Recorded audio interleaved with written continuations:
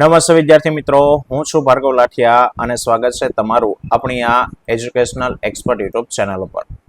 મિત્રો, આજે આપણે ધોરણ 10માં વિષય વિજ્ઞાન અને ટેકનોલોજી માટે બોર્ડની એક્ઝામને ધ્યાનમાં રાખીને જે ગાલા પેપર સેટ આપેલું છે, બરાબર, તમારી પાસે હોય કે ના હોય, બરાબર, આ ગાલા અસાઇનમેન્ટ પેપર સેટ 2026 એનું સંપૂર્ણ સોલ્યુશન આપણે વિજ્ઞાન વિષયનું છે તે અહીંયા કરવાના છે, જેમાં 6 પેપરો છે, જેનું પહેલું પેપર ઓલરેડી સોલ્યુશન સાથે આપેલું છે. તો આપણે બીજા પેપરથી શરૂઆત કરવાની છે અને આખું પેપર એક જ લેક્ચરમાં નથી જોવાનું, બરાબર. દરેક વિભાગના અલગ અલગ વિડીયો છે તે આવશે અને એના જવાબ સાથે પ્લસ એની સમજૂતી સાથે, બરાબર છે. તો તમારા ધોરણ 10ના વિદ્યાર્થી મિત્રો સુધી આ વિડીયોને શેર કરજો અને જો તમે અમારી ચેનલ પર નવા હોય તો પ્લીઝ ચેનલને સબસ્ક્રાઇબ કરો, વિડીયો લાઈક કરો અને શેર કરો. ચલો તો શરૂઆત કરીએ. પ્રશ્નપત્ર 2માં સોલ્યુશનની અંદર વાત કરીએ તો વિભાગ એ, બરાબર, 24 હેતુલક્ષી પ્રશ્નો તમને બોર્ડમાં પૂછાશે. બની શકે કે તમે આ વિડીયો હજી જોતા હોય અને તમારે અમુક ચેપ્ટરો હજી ભણવાના બાકી પણ હોઈ શકે, બરાબર. પણ આપણે કમ્પ્લેટ A to Z 1 થી 13 ચેપ્ટર એના સોલ્યુશન સાથેનું આ આપણી પાસે મટીરિયલ તૈયાર છે. ચલો તો વિકલ્પ આપેલા છે, જેમાં પહેલું છે કે પ્રોપેનોન, એમાં કયો ક્રિયાશીલ સમૂહ આવેલો હોય? તો મિત્રો નામ લખ્યું છે નોન, યાદ રાખી લેજો. આપણે સમજૂતી પણ સાથે જોવાની, એકલા જવાબ નથી જોવાના. તો મિત્રો આપણી પાસે મુખ્યત્વે આપણે જે ભૂલ પડતી હોય એવા 3 છે. એક OH છે ક્રિયાશીલ સમૂહ, જેને આલ્કોહોલ કહેવાય, એમાં નામની પાછળ ઓલ પ્રત્યય લાગે, બરાબર. બીજો છે કીટોન, CO કહેવામાં આવે અથવા C ડબલ બંધ O કહેવાય, જેમાં નામની પાછળ ઓન પ્રત્યય લાગે. અને બીજો આલ્ડીહાઇડ છે CHO ક્રિયાશીલ સમૂહ, ચોથા ચેપ્ટરમાં ભણવાનો આવશે, બરાબર. એના નામની પાછળ આલ લાગે. તો જેમાં નામની પાછળ ઓન આવ્યો હોય, ઓન, એને કીટોન કહેવાય અને કીટોનનું સૂત્ર છે C ડબલ બંધ O, બરાબર. તો અહીંયા આપણને જે નામ આપ્યું છે, નામમાં પાછળ શું લાગેલું છે? તો કે ઓન, નોન લાગ્યો. Non means on. તો જવાબ આવશે આપશો ઓપ્શન ડી, CO, બરાબર. આમ પણ લખી શકાય અથવા તો આગળ 2 ના ગ્રેટર ધેન નું ચિહ્ન નથી, 2 એની ખાલી પડેલી સંયોજકતા છે. ચલો બીજું છે નીચેનામાંથી કયો કૃત્રિમ સૂચક છે? તો મિત્રો કૃત્રિમ સૂચક ફિનોપ્થેલિન છે, બાકી ડુંગળી, લીટમસ, હળદર આ બધા કુદરતી સૂચકો છે. ત્રીજો છે 5 ઓહમ, 10 ઓહમ અને 15 ઓહમના 3 અવરોધોને એકબીજા સાથે સમાંતરમાં જોડવામાં આવે તો પરિપથનો સમતુલ્ય અવરોધ કેટલો થાય? તો મિત્રો યાદ રાખજો, સમાંતર જોડાણની અંદર વસ્તુઓને જોડી હોય ત્યારે એની ખાસિયત એવી છે કે સમાંતરનો જે કુલ અવરોધ છે ને એ પરિપથમાં જોડેલો જે નાનામાં નાનો અવરોધ હોય ને એના મૂલ્ય કરતા નાનો હોય. તો બોલો અહીંયા 5, 10 અને 15 માંથી નાનામાં નાનો કોણ છે? તો કે 5. તો આ ત્રણેયનો તમે સમાંતરમાં કુલ અવરોધ શોધશો ને તો એ 5 કરતાય નાનો આવશે. તો આપણો જવાબ જો વાંચો, શું કીધું છે? 5 થી નાનો, 15 થી મોટો. તો આપણો ઓપ્શન એ જવાબ થશે, 5 કરતા નાનો, ઓપ્શન એ. ચલો, પ્રકાશ સંશ્લેષણની પ્રક્રિયાનું સમીકરણ આપેલું છે અને એ સાચું બને એવી રીતના સાચો વિકલ્પ પસંદ કરો. 6CO2 + 12H2O સૂર્યપ્રકાશ ક્લોરોફિલની હાજરીમાં ખાલી જગ્યા +6O2 + 6H2O. તો બોલો પ્રકાશ સંશ્લેષણમાં શું બને? ગ્લુકોઝ. સરસ. તો આમાંથી ગ્લુકોઝનું સૂત્ર ઓપ્શન બી, C6H12O6. પાંચમું કહે છે કે ભાઈ મહેશ પાસે કાગળ સળગાવવા માટે માચીસ નથી, તો નીચે આપેલ પૈકી તે શેનો ઉપયોગ કરી અને દિવસે કાગળ સળગાવી શકે? હવે માચીસ નથી તો કાગળ સળગાવવું હોય તો સૂર્યના કિરણોને એક જગ્યાએ ભેગા કરવા પડે.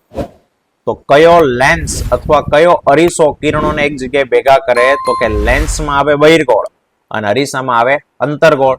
અને આપણને અહીંયા પૂછ્યું છે શેની મદદથી? તો અરીસો લેન્સ નથી કીધું, તો ઓપ્શન જો, ઓપ્શનમાં છે કાચનો લંબઘન ન આવે, બહિર્ગોળ અરીસો ન આવે, અંતર્ગોળ અરીસો આવી શકે, બહિર્ગોળ લેન્સ. પણ બંને આપ્યું છે તો બેમાંથી આપણે ઓપ્શન ડી ને પસંદ કરવાનું, બહિર્ગોળ લેન્સ, કારણ કે લેન્સમાં કિરણો આર પાર છે તે જતા, બરાબર. છઠ્ઠું, સામાન્ય દ્રષ્ટિ ધરાવતી વ્યક્તિ માટે સ્પષ્ટ દ્રષ્ટિ અંતર કેટલું હોય? કે નજીકમાં જ્યાં સુધીનું જોઈ શકે એનું સ્પર્શ દ્રષ્ટિ અંતર અથવા નજીક બિંદુ કહેવાય તો નજીક બિંદુ હોય 25 સેન્ટીમીટરે. ખાસ યાદ રાખજો 25 સેન્ટીમીટરની જગ્યાએ તમને અહીંયા એવું પણ આપી શકે 0.25 મીટર પણ લખેલું હોય તો એ 25 સેન્ટીમીટર જ કહેવાય. બરાબર છે, ખાસ ધ્યાન. ચલો, ખાલી જગ્યા પૂછી છે. નીચેના વિધાનો સાચા બને તેવી રીતે ખાલી જગ્યા પૂરો. તો એમાં પહેલું છે કે ભાઈ બજારમાં મળતા અથાણામાં સંરક્ષક એટલે કે અંગ્રેજીમાં કહીએ તો પ્રિઝર્વેટિવ તરીકે ખાલી જગ્યાનો ઉપયોગ થાય. મિત્રો ચેપ્ટર નંબર 4 નો આ પ્રશ્ન છે કે ભાઈ ખોરાક અથાણા એને બગડતા અટકાવવા માટે એમાં વિનેગર ઉમેરવામાં આવે છે અને વિનેગર શું છે તો કે એસિટિક એસિડ. આપણો જવાબ થશે એ, એટલે ખાલી જગ્યામાં પહેલું એસિટિક એસિડ. ચલો, 1 કિલોવોટ અવર બરાબર ખાલી જગ્યા જૂલ. તો મિત્રો જવાબ છે 3.6 ગુણ્યા 10⁵ ઘાત. ઉભા રહેજો, થોડુંક ડાઉટ મને લાગે છે, આપણે ક્લિયર કરી નાખીએ. 1 કિલોવોટ અવર બરાબર ખાલી જગ્યા જૂલ આપણને પૂછ્યું છે. તો એક કામ કરીએ, આને કિલોવોટ માંથી વોટ કરીએ તો આને લખાય 1 કિલોવોટ ગુણ્યા 1 કલાક, આમ લખી શકાય. બરાબર. બીજું છે કે કિલોવોટના વોટ કેટલા થાય તો કે ભાઈ 1000 વોટ છે તે થશે ગુણ્યા 1 કલાક. તો 1 કલાકની આપણે સેકન્ડ કરીએ તો કેટલી થાય 3600. તો એને લખું 36 ગુણ્યા 10⁵ ઘાત છે તે થાય. બરાબર. હવે આનો આપણે સાદુરૂપ આપીએ, આ થઈ ગઈ સેકન્ડ. તો 1000 એટલે 10⁵ ઘાત લખી શકાય. તો 10⁵ ઘાત ગુણ્યા 36 ગુણ્યા 10⁵ ઘાત, સોરી અહીંયા 10⁵ નહીં 10⁵ 3600 એટલે. તો 10⁵ ગુણ્યા 10⁵ એટલે 10⁵ પણ એ 36 ગુણ્યા આવે. મિત્રો અહીંયા જવાબમાં થોડીક એરર આવેલી છે. બરાબર. 3.6 ગુણ્યા 10⁵ નહીં પરંતુ 3.6 ગુણ્યા 10⁶ આવશે. કારણ કે જો 36 કરશું આપણે 36, બરાબર છે, 36 ગુણ્યા લખીએ તો 10⁵ ઘાત થાય, પણ ઓપ્શનમાં 36 તો છે નહીં એટલે 3.6 કરો તો 10 ઘાત થઈ જશે 6. બરાબર છે. તો મિત્રો એક સુધારી નાખજો ખાલી, 3.6 ગુણ્યા 10⁶ ઘાત. 9મો, પર્ણરંધ્રને ખુલવા કે બંધ થવાની ક્રિયાનું નિયમન ખાલી જગ્યા કરે છે. તો પર્ણરંધ્રને ખુલવા બંધ કરવાની નિયમન કોણ કરે છે? રક્ષક કોષો કરે છે. 10મું, આનુવંશિકતાના અભ્યાસ માટેના વ્યવસ્થિત પ્રયોગો સૌપ્રથમ કોણે કર્યા હતા? Chapter number 8 આનુવંશિકતા. આનુવંશિકતાના પ્રયોગો કર્યા હતા મેન્ડલ. 11મું, લેન્સના પાવરનો એસઆ એકમ ખાલી જગ્યા છે. તો કે શું છે? ડાયોપ્ટર છે. શીશુ અને કલાઈની મિશ્ર ધાતુ ખાલી જગ્યા છે. હવે યાદ રાખજો, શીશુ એટલે લેડ કહેવાય. શીશુ એટલે લેડ, પ્લમ્બમ, પીબી, અને કલાઈ એટલે કહેવાય એસેન, સ્ટેનસ. તો લેડ અને ટીન આ બેની મિશ્ર ધાતુ કઈ છે? તો કે સોલ્ડર છે. બરાબર. તો ઓપ્શન સોલ્ડર. નીચેના વિધાનો ખરા છે કે ખોટા એ કહેવાનું છે. પહેલું, મિશ્ર ધાતુ સોલ્ડરનું ગલન બિંદુ ઊંચું હોય. તો મિત્રો વિધાન ખોટું છે. બરાબર. મિશ્ર ધાતુ સોલ્ડર ગલન બિંદુ નીચું હોય, સરળતાથી પીગળી જાય. પુરુષમાં વાય રંગસૂત્ર સામાન્ય આકારનું અને એક્સ રંગસૂત્ર નાનું હોય. તો મિત્રો આ વિધાન ખોટું છે. એક્સ જે છે નોર્મલ કદનું હોય અને વાય છે કદમાં નાનું છે. બરાબર. કદમાં નાનું એટલા માટે છે કે રંગસૂત્રનો આકાર એ આ પ્રમાણે જેવો અંગ્રેજીના એક્સ જેવો આકાર હોય તો એમાં આ 4 દોરા જેવી રચના છે. બરાબર. તો એક્સ રંગસૂત્ર જેવું તો હોય જ, પણ જે વાય વાળું છે એની અંદર આવા 4 ભાગ ન હોય, આમ જ હોય. તો આ એક ભાગ ઓછો છે એટલે નાનું કહેવાય. ઠીક છે. ચાલો, એના પછી છે લાલ રંગના પ્રકાશની તરંગ લંબાઈ એ ભૂરા રંગના પ્રકાશની તરંગ લંબાઈ કરતા 1.8 ગણી વધુ છે. મિત્રો ખાસ યાદ રાખજો, લાલ રંગની તરંગ લંબાઈ વધુ છે તો ખરું આવશે. ચલો, 16મો પ્રશ્ન છે કે જો દ્રાવણની પીએચ નું મૂલ્ય 7 થી 14 સુધી વધે છે તો તે સૂચવે છે કે દ્રાવણમાં H+ આયનની સાંદ્રતામાં ઘટાડો થાય છે.